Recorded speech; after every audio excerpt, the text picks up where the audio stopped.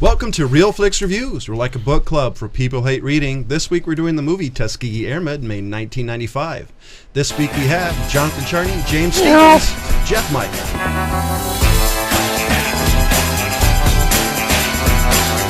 Which one of you had the description for this movie? Oh, I got it. So, 1995, the Tuskegee Airmen. The true story of how a group of African-American pilots overcame racist opposition to become one of the finest U.S. fighter groups in World War II. So that's all I got. Why don't you go first, Jeff? Me? Yep. All right. Well, I saw this a long time ago when it first came out. A lot of us have seen it. I know for me, they showed it in multiple high school classes. Oh, did they? Middle school. I've seen it. I never got it in high school. I'd seen it a while ago. Wasn't the biggest Cuba fan, but yeah, I wasn't either. It took a few years for him to grow on me. I think it did a really good job. There's a few things I noticed that was a little off, like Hollywood always is, and that's one that they flew P-39s, not the Mustangs that they were flying. So thought that was kind of interesting. I don't know why they switch up on that. I don't know. Maybe people are more you know. I think that the P-51 familiar. I think is more famous than, especially I think it was the P-51D. It's the one with the tear-shaped canopy. Right. I think that one's more famous than the P-39. Well, it was saying that the Tuskegee Airmen flew the P-39s, not the Mustangs. That's the information I found. It was entertaining. I would have to say that if I was ever black during that time, I'd probably be the first person killed. Just because simply I wouldn't put up with the, you know. You would have been hung? I thought I'd be the first person. Yeah, trust me. First Jew I would have been, killed during that era. I would have been the first black person killed. I mean, every era where they That put somebody era? through something. Oh, okay. Every So the Egyptians situation would have killed you? I would have always been the first person killed. I always thought my favorite part You'd showing be the example. Right? I always thought my favorite part in this movie showing the racism is they had that Nazi. You know, when they had the black guys in the beginning, you had the Lawrence Fishburne and you had Cuba Gooding On the Jr. train. On the train, they were asked to leave for a Nazi war criminal. I thought Lithgow did a great job in this He film. did. He is actually an amazing actor. I really like him, really and do. you really dislike him in this film. You're kind of like, wow, that guy's really kind of a racist. Yeah, but I still look at him and I either think of Third Rock from the Sun or, Buckaroo or Banzai. Dexter. Well, that's the Trinity thing. Killer. He gets all these campy roles where it's like almost slapstick comedy. Wasn't he in Cliffhanger too? That I don't remember. I don't He was a remember bad that. guy in one movie from that era. He plays such a diverse part. He can go from, like in Dexter, I mean, he played the most like amazing serial killer psychopath I think I've ever seen. I think that was one of his best roles. Yeah. He was in Cliffhanger. Yeah. Anyway, but yeah, I gotta agree with you. He has got such a repertoire of characters that he can go back and forth from, and as we're brought up Dexter, he did such a transformation in one where he's a family man to all of a sudden he's a crazy psycho killer, Right. and in this one, he played the racism key to the T of what he was supposed to. A good Although old his Southern boy. accent. His accent wasn't spot on at times. What was he trying to be? He was trying to be an old boy, Southern boy. Because he sounded more like a West Coast, California guy in some of the scenes that you his accent was a little bit off at times, but Which I is think the weird. role that he did negated that. You No, can I agree. overlook that Oh, on I the fact agree. You of can, his but that's acting really ability. weird because if you've ever heard him, he does have like a He southern does. twang He's got accent it. if he wants. I think I don't remember. I the think he was movie in. overplaying it at times. Probably. So that's what I kind of think. But that goes to the director, is what I say. That's a director's fault because he's got to correct him on that. So I was going to say, I do think Lithgow was definitely... I think he's definitely underplayed. I don't think people know him, but I don't think people realize how good of an actor and just the random roles he has. Yeah, The because one- he did. How long was Third Rock from the Sun on? Oh, that was Like 5 years, at 6 longer. years. Yeah. Yeah, I don't remember off the top of my head. I stopped watching after 3 seasons. But the role that he played in there was Heidi such Beat, a I stopped watching after the first couple. goofy character Yeah. That it's if you've seen that and then you watch something like Tuskegee Airmen or Cliffhanger or some of those It shows his earlier diversity, role, yeah. it shows his diversity, but then you kind of typecast him as the goofy guy from Third Rock. Right, and that was my point yeah, earlier. you're when right. You said that. Oh well, he reminds me of Third Rock guy, and that's why I was like, well, he's really diverse because he's played every end of the spectrum. Yeah, I really like his character on the Buckaroo Banzai. It's not a good movie, but I love kind of that insane, kind of goofy character. Yeah. I think, far as that, I think he does really well. Yeah, but surprisingly, is this movie has one of the a really high end cast. Mm-hmm. If was you surprised. not at the time though, a lot of the actors hadn't really developed their careers to the point that they are now. Right. But I think that the role that this one was, although it, as far as I remember, it wasn't a highly publicized film. I believe PBS put it out. Yeah, that's Something what like that. I Yeah, I keep seeing. think That's so. what I IMDb kept seeing has the. PBS. I was going, huh? Because I remember seeing it a while ago, and I don't remember PBS having anything to do Yeah, with it. so for such an underplayed film, it's got a lot of actors that really made special careers. Well, I think out part of it could be though too is like people give PBS like kind of crap and stuff like that, but I think they're actually one of the better shows. I mean, They have Masterpiece better, Theater's right? fantastic. They have some Well, they- amazing. I know for this movie has a documentary, even though it's Hollywoodized. Right. It totally has the feel of a documentary, and I think that definitely leads to it because you got Lawrence Fishburne, who You did a great job. I think this is the first movie I remember seeing him going, I like this guy. Yeah. Because you get to see, it's kind of like seeing Samuel L. Jackson in Reservoir Dogs. I think it's a standout role going. Wait, He has a career. You could see. Yeah, you got the movies backed up. You Yeah. mean Pulp Fiction. Pulp Fiction. Yeah, you're Samuel right. Reservoir Dogs. I'm Sorry. going. Which guy was Sorry, he? my bad. Yeah, Pulp Was Fiction. there a black guy in Reservoir Dogs? I don't believe so. I don't remember. Oh, yes, there was. Yeah. There was the Yeah. detective guy. Yeah. That and the dude that got shot in the scene. Oh, That's Pulp Fiction. Yeah, you're right. See now. Yeah, I'm no, mixing see, it I'm up. sorry. Yeah, Yeah, but you're I think mixing this is Quentin's like films. Samuel L. Jackson's, Pulp Fiction. I think this is the role you get to see kind of like the base for most of his characters. You get to see kind of his Really, range. you think that Lawrence Fishburne had a base character that he was playing in this? Because I don't think he I played think- this character again. I mean, No, I no, think I mean, it proved that he could actually carry Yeah. a role, though. I think because Okay, up until okay, that I point, get he you. was kind of a I get- side I- guy. And I as- think Yeah, I think I base get far you. as you get to see kind of like his, I guess the standard, because generally he doesn't go under this, where he plays, that the character's decent acting. I just think the way he acts, I think this is kind of you get to see he sets a standard for himself. there Okay. was- there was one thing real quick, I though. kind of was gonna say, I was trying to think of the name of the movie that he did before this that I could see the same character being played, but not so much. Would be Apocalypse Now. He didn't really. Yeah. Oh, he didn't yeah. have a major role in there, but he was. He had carried kind of a what he had, military yeah. role type thing that he had this one I where he was forgot kind about of that, yeah. fighting base racism, because there was some of that in Apocalypse Now. Not so much as this film, Right. but The thing I actually love about this movie, though, is the scene where they're introducing each other when they're in the barracks, and they're saying, one guy says, Yeah. "Who are you?" It's like, "Oh, I'm an art history major. I'm a science, Theo. political science guy." I love the fact that all these African Americans were in there were smarter than half the most of the people on the base, and they Yeah. were still getting treated poorly. And I thought that was. I loved one of the scenes when Lawrence Fishburne was talking to one of the guys, like, "Go home. I don't want you here. I don't need you here if you're going to be like this. yeah. Our job is to is to defeat them." And I thought that was kind of cool. The only part about this movie that really kind of, I thought one part of it was really kind of it kind of irritated me, I guess you would say, is when the guy, he jumps and he steals the plane Yeah. to go Peoples. take off. And yeah, exactly. Well, first off, I mean, granted, I don't know if they would have shot him down because of the cost of I the think plane. the The cost of the plane is what comes in there, because back then, You are right. unfortunately, people were ignorant and thought that black people were less, as this movie shows. Yeah, and so unfortunately. you almost got to wonder if this person that isn't looked at as a person yet because of our ignorance back then, the way we viewed race, why would we not have just taken him out immediately instead of letting him go on this brigade where he steals Yeah, I was wondering the A same major thing. aircraft runs around, does a whole bunch Because, of crap, comes I mean, down, no repercussion. If you think about it, at that time in the military, they had a lot of guns Yeah. on hand. Yeah. So that guy's running towards a plane. He's already been dishonorably discharged as far as the military is concerned.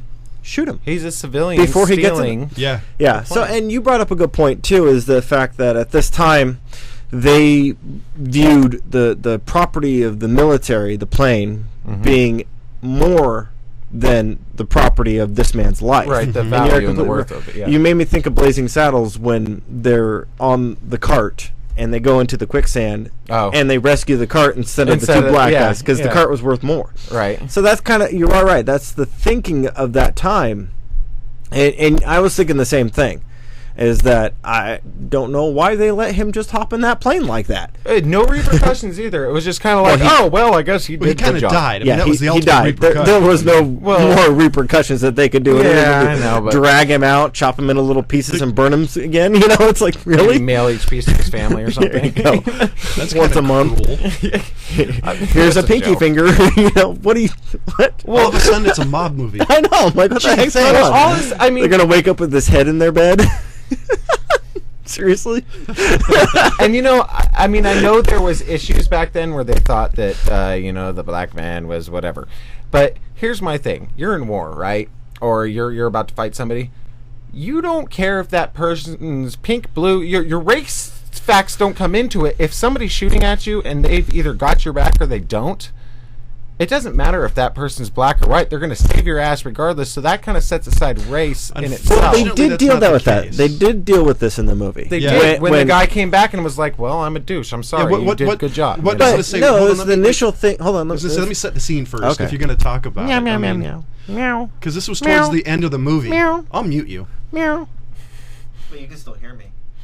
Basically, what you want to do, just if you're going to talk about a scene, at least describe it. I mean, I was getting there. then go ahead. Okay. Because you just started. So the part in the movie Good boy. when they shoot down the Nazi planes that are after the what was it, the B-2 bombers. B-17. B-17. Thank you. That's right. I almost said B-52. I knew it wasn't a B-52. Anyway, B-17. No, it's they not shot. Love They, Shack. they came down and they showed up and rescued that plane. That wasn't theirs. That wasn't theirs to rescue Mm-hmm. because they saw that it was getting shot at. And then he goes and tries to find out who it was, and then finds out that it's the black guys, the black platoon. Right. It was the And he wants, 32nd? and he wanted 333 or no, it's 333 or something Yeah. like that. Anyway, and he goes there and he's actually wanting to congratulate him, and his buddy from Texas, like, let's get out of here. This isn't our place. Right. You could see on his face, and whoever that actor was played it pretty good, of the confliction that he had. He wanted to, I'm You not could see it on supposed to his- like him, Yeah, but my he- God, he's a great guy. yeah, type thing. And he's kind of in shock and awe over it. Like, these guys really did something great, and I have respect for them. But my friends over here, so they showed that there was that at the time, that there was people that were willing to say thank you for rescuing me, and then there's the other guys that are like, Right. hey, that's not cool. Your friends are saying that's not cool Yeah. when you want to do something. Well, this movie also made me feel like apparently back then the military had no rules, because Yeah, I they could see seemed to that, like too. they'd be flying. They'd be like that one guy was like, "Oh look, these guys are coming. I'm gonna go take them out." You don't. I mean, God, even in like you get that footage from Iraq. I mean, even before they got the guy on the ground that they're trying to take out, they're like, okay, you got to call in confirmation. You got to be like, Tango, yes, is Tango down, I Tango think- not. I Well, think one what of it was them is- was- but they took off on their own little tangent, though, and they were like, oh, well, we're going to go over here, and we're going to do this, we're going to do this. There was no, like, base mission that they were sticking to, because it was almost like they just made up their own rules as they went in the air. I think what it was, and this is just my opinion, I don't actually know. I'm thinking during World War II, it was a little more loose and wild. This was a world war. I think as long as they were doing kind of the mission area, I think that's what it basically come to. I think now we're in a more controlled battlefield. I don't know. I still agree with Jeff. on They this used one. to have people stand in a line and shoot each other. I mean, come on. If you're going to... You got to have something... That's control. Yeah, but I kind of agree with Jeff, is the fact that the military has oversight. There are specific rules that you're supposed to follow, and there is that point where there was the guy who's who broke off from his formation to go after them one-on-one, and his buddies didn't follow him. Yeah. So they stuck to the mission. He did not.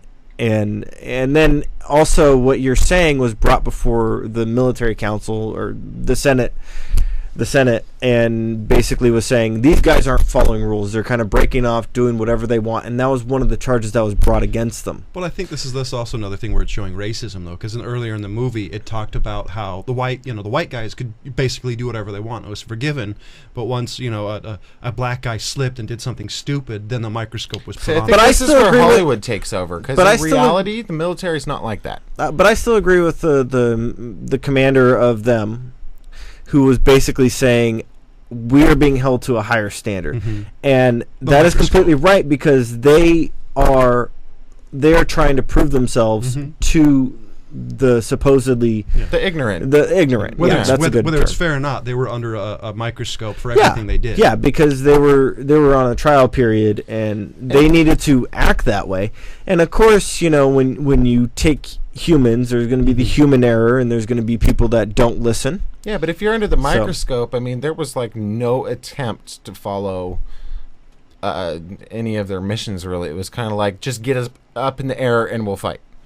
Well, I think I'm thinking what they wanted. Just granted what they're supposed to do, but they just wanted to prove themselves, because they were never given good missions. They were never given an opportunity to prove themselves. I think that was Lawrence Fishburne's conversation back on the base in Tuskegee, when he was talking about our job is to make the people who hate us lose. We're going to show them we're better than everybody, and I think part of that was give us up in the air, we'll win. True, but the military doesn't have, you ask anybody in the military, and if you ever saw footage of war, you're not going to see the one guy, that's always in the movies, kind of like these guys, the one guy charging forward, and there's bullets and bombs exploding next to him, but he's running and he's going to go take on the whole army, kind of thing. That's kind of the view I got out of them, was that they were just like, are you sure you didn't watch The Patriot? No, especially when that guy broke off. Steven Seagal? Was The it Patriot? No, that was especially there's a movie Mel called Gibson. There's a movie called Patriot with Steven Seagal. Yeah, and there's one with Mel Gibson too. the part when the guy broke off from the rest of them to take out the guy. There's really. Well, I'll be honest. I think that happened, but I think the military has a tendency to weed those people out. See, it just naturally happens. I don't agree with you on that. I don't think that necessarily happened. I wouldn't say that it never happened. I would say that it probably didn't happen often. It's an exception to the rule. Because when you actually get into real life, and this is supposed to be based on a true story, it's Hollywoodized, and people are shooting at you, you got bullets coming after you, you don't get that brave. Yeah. Seriously. Well, I think your mortality is very present at that time. I think the old saying is that there's no atheist in a foxhole. I think what it comes down to is the parts that really bug Jeff, talking about the people breaking off and doing the other thing. I think that basically it's a plot device to show the stresses. It's Hollywood, definitely. To show the stresses and the rigor of being held to such a high standard. I think that's what it, because the one guy who broke off, who ended up dying, that's why he did it, because he's like, finally we have a chance to kill a 109, let's go do it, and everybody's like, no, let's do our mission. I think that's what it comes down to. Yeah, and I agree with you that there was, I'm sure there was, the glory hounds. I hope not, but every story is over glorified by Hollywood. If exactly. It's going to be a true story, it is so loosely based on a true story. But you're not going to see any full-fledged true story, page by page, of how history accounts it. You're always going to have Hollywood doing something to drag a story into it. In fact, the only part of this movie that was really closely remotely is true that there were black Tuskegee Airmen that came out of there? Character. No, was the Benjamin Bow character. All the other characters were completely. Bow was the guy. Hold on, I can pull it up in a second. Yeah, I was gonna say I can give you a description. Was he Andre Brauer, Benjamin O. Davis? Is that what you're thinking of? Yeah, Benjamin O. Davis. Was he the? Yeah, Bow. Was he one of the fighter pilots, or is he the commander? The black guy who went over to Canada to fight. Was he that guy? No. No, he was. Darn. God, I don't know what his title on it was. It's just as Benjamin O. Davis. So what That's you're it. thinking of that, Jeff? What did you give this movie? Oh, I had points before we got okay, there. then I'm yeah, like, yeah, go really? ahead. Are you just gonna skip by all the points because you didn't really go over any points either? Well, that's what I read, was that this Benjamin character was the only factual based person in this whole film. I mean, Okay. yes, there was Tuskegee Airmen, and yes, but when it came to the way the person was or factual, presentation of it, Only this person Benjamin- alive. yeah, Yeah. there's only one. So what my points really were is the fact that, I mean, this is the decent story here. It's a great story, actually, of the overcoming of the divide, the ignorance that was going on at the time. It's just the fact of how the movie is filmed, portrayed, is dated. They used a lot of old camera tricks, like where they're shooting the gun, and all of a sudden they go to actual gun shooting archive footage that it looked like. I was going to say, some of that looked like real footage. some of it I was was. pretty sure So it was. it's that thing that it was basically archive footage that they had. Yeah. That's what made it feel like documentary, too. Exactly. So that's kind of what you get the feeling of, and that gets old after a while when they're kind of sitting in a plane. They got the little camera on the actual plane that they're sitting in, which is Right. probably just a cutout of part of a plane on some hydraulics. Which isn't even the real plane that they used to fly. And then all of a sudden you see them press the button, and all of a sudden it cuts to some archive footage, and you see yeah. boom. Which, by the way, the archive footage, the bullets look so much more destructive than when they had the fake bullets in the other scenes. yeah. So it'd be like, yeah, pew, yeah. pew, pew, and then they get the real footage, just like, brrr, and it just completely obliterates everything in its path. That's what I was saying. Could you imagine? There's one scene where gotta there's look some at the guys that caliber are of those rounds, where too. there's a couple guys that get shot in the B-17, and I'm just like, okay, that guy would not be breathing. Like when Cuba got shot. Yeah, when Cuba got shot, That would have tore the half of that damn cockpit open. But don't forget, this is also 95, when Exactly, it wasn't so as that's why- acceptable. And That's it's why I'm Cuba, saying. you That's why I'm can't, saying it's dated. That's why I'm saying it's dated. It was during his height too, Cuba's height of film, I guess you would say, if he had one. During the height so of they his can't career, destroy yeah. his face. So yeah, I guess that's So probably. that's kind of where I'm at with it. I think the acting was really well done for who was there. Like I said, they made some amazing careers after this. Some had decent careers before, but after this, you see kind They of a picked up, progression of yeah. their careers jumping forward. But that's really what, as far as I'm concerned, kind of takes away from the movie is when they do the hydraulic plane. Then all of a sudden you see when it's on the archive. gimbal and Yeah, and it just kind of is one of those things. But it's an old camera trick from '95. Back then it was kind of like, oh, okay, you kind of forgave it because what are you going to do? Really, there was no big progression of CG. If or this anything. is a PBS movie. produced movie, I actually have a little bit more respect for it. I know it does have some good names, as you just pointed out. It does have good people in it, but to have PBS produce something with actual names and actually have it come out pretty entertaining, good movie. Yeah. I would rather support that because that's publicly supported than if some major like HBO or Miramax or something picked it up. Yeah. So I think that it's almost they had a harder job to portray. I'll give you to that. make it a box office movie or something See, like that. You know what I mean? This is where I'm kind of disagree with James. I like this movie because it's not CG, old camera tricks. There are a few things that I agree with James. The gun footage gets old, especially when the grain of the film is present. That's always kind of bugged me. But I like this because it looked like they were using real planes, and this is 1995. Let me set the scene. As Jurassic Park came out in 93. Yeah. So this was probably a much cheaper produced movie. I liked the fact that it was all practical effects. I really like that. I'm not saying that I'm upset by the practical effects. I'm just saying when you're watching the film, It stands out more. It stands out, and it kind of gets to the point where after you've seen it like about 6 times, you're kind of like, okay, I'm with John So- though on this one. I really am. Practical effects will blow CGI out of the water any day for me because CGI is simple. Not that it's simple work. I'm saying it's something somebody does like on a computer, whereas to like the people that actually have to use props, and like back in the days, like horror movies used to, you know, have like buckets of blood is what they would call it, because they would literally have all this Fake buckets. fake blood and all these parts and everything, and now it's just all CGI and it looks so fake and it looks so just over computerized. And you know what, the original it The art speaks to form. me more of an art, because you have to go that extra mile to make your viewer believe something, Mm-hmm. and you have to put extra work into that. So I actually have more respect, and I can tolerate it more. Like, even if I notice, oh, that's you know, that special effect didn't look that great, did this, I still respect it more than somebody that went in and just fuck it, just CGI the whole thing. I agree with you on that. That's one of the reasons I can't stand Michael Bay. You know, I'm just talking about in today's standards. Yeah.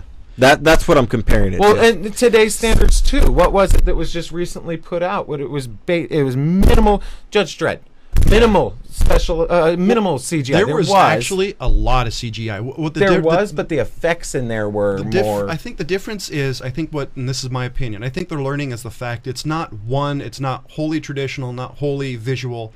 It's a combination of the two that makes it better. And I think they're coming to the point now that they're realizing you've got to do both so it doesn't stand out. Because, you know, 10 years from now, movies that like Transformers are going to look hardcore dated. Oh yeah, they are, and that's why I don't like. They're already the looking CGI. hardcore dated now. Like that last film we watched, Eternal Sunshine, the scene where Jim Carrey's underneath the table.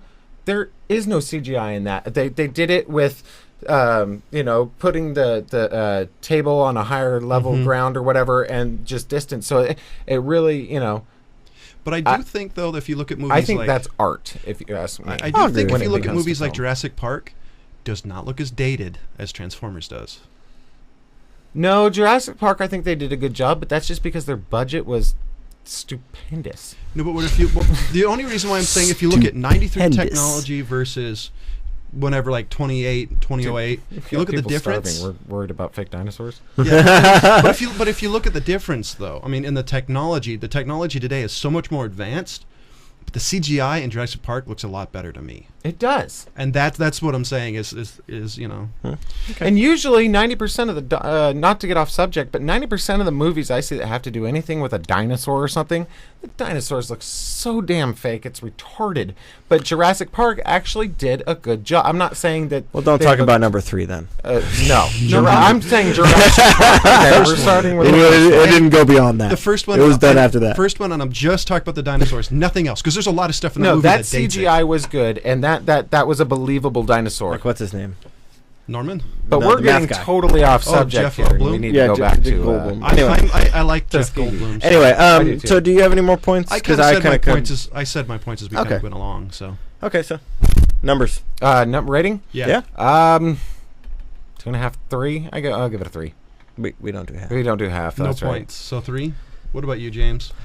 You know, I was tossing this one up. I actually think I'll give this one a full 3. You know, almost a 4. It was be honest, good. you know? I mean, Yeah. I'll be honest.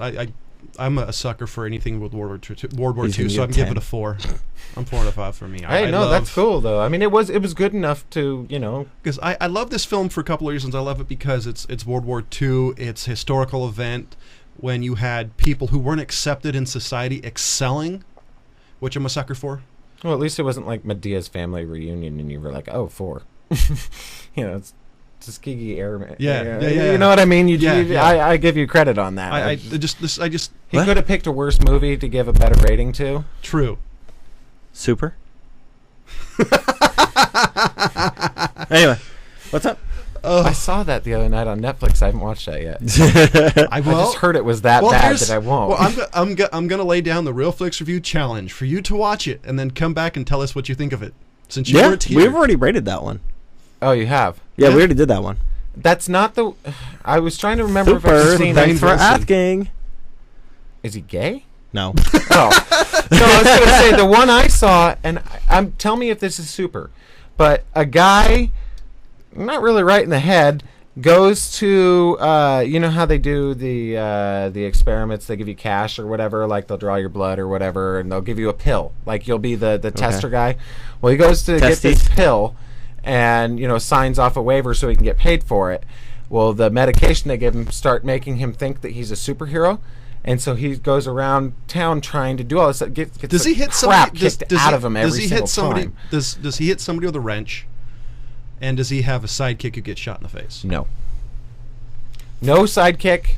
That's the probably guy, a different movie. It's almost like the guy has a mental. It's Well, I almost would like this just say the pill guy gave him in mental Super disability was or mental, something. but I don't think a pill helped him with that. So what we're gonna do is we'll after So the no, that wasn't a film then. after the show we'll show you the movie, and then so you, if we can find it for you so you can watch it. Oh, I found it on Netflix. So I'm gonna switch over to movie news. Okay. And the piece I have I'm interested is Russell Crowe, who played Superman's dad. I can never remember his name. Jor-El. A lot of people have been asking him about doing a prequel. Not no, his Earth Dad, not his. No. The Russell Crowe. Oh, Russell Crowe you're played right. Jor-El. Jor-El. Yeah, you're right. A lot of people want Kevin. No. What's his name? Who played? I can't think of his name right now. Kevin Costner. Yeah. played his Okay, I was Earth right. dad. Kevin Costner. So yeah. where it'd be Jor-El's story, the leading up to Kal-El being sent to Earth. So that whole story. What would you think about a prequel? Because I'm actually down for that. I think that'd be cool. A story that I've never read. Every Superman. The problem I have with Superman, I like Superman. Not a lot of people do. Everyone's That like is a Batman. problem. But the problem I have, the main problem I do have with Superman is that A, he's too goody-goody, and B, every movie is the same damn But movie. this It's is- all about how he comes to his powers, and then he's got to this is fight his either. dad. And he gets his butt kicked, and then he comes Right. back and fights Well, see, again. this- Woohoo! see, this would be his- Haymaker landed. This would be his dad. Spandex and a This cape. we're would good. have nothing to do with Kal-El. This would be simple.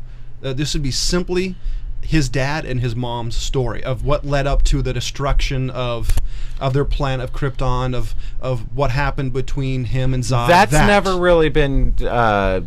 That's what I want to see. I should say film wise. I haven't seen that, and maybe in cartoon, but in actual. I don't even think in form. cartoon that I've known. It's probably been in comic books, but I haven't. I read was it. gonna say comic books, but I don't think cartoon. Yeah. Like animated cartoon. There's been some backstory of like where Brainiac came from, where Supergirl came from. There's been some stories of Krypton, but I don't remember anything specific talking about his dad. You know, I would be interested, but I wouldn't be jumping for joy. Yeah, You know? it would be one of those meh movies. Yeah, exactly. Meh. Meh. Yeah. Well, if they made it, you know, if they didn't spend as much on Superman, you know, if they spent $100 million, if they make it a $50 million movie type of thing, it just kind of, I think it'd be cool. But I still don't. I mean, it wouldn't be something I would be planning on going to the movie theater to see. Does that make sense? Yeah, no. It would just it be sounds something. like It would be another- a back burner movie. Sounds like another perfect opportunity for Michael Bay to completely destroy a concept-ary film. No, I think. Well, you know what? Or Shamalali Ding Dong. So what? Shamalali Ding Dong. What's that? Sixth Sense. Oh, okay. So The Happening, which wasn't happening. Oh, isn't it like where the hell did Shyamalan come out of That's that? what I refer to him as. So, ladies and gentlemen, because of events leading with James' life and Ryan not being here, next week it's going to be Jeff's pick. And so, what movie are you doing? It's a film directed by Jean-Luc Godard. It's called Band of Outsiders. Goodard. It's actually, you know what? Here, this might give you, and just, I know many people haven't heard of this, but just to give you a little bit of insight, Quentin Tarantino, I know you're a fan of him. Well, John is. The whole show is. Quentin Tarantino's production company is named a band apart after Band of Outsiders. He drew a lot of his what do you call it? Inspiration and camera effects and everything from Jean-Luc Godard, which was the first to use different angles and points of view with the camera. So it's kind of it's one of the ones where it's a the bad guy that you're rooting for. Back before those films were popular. So that's my pick.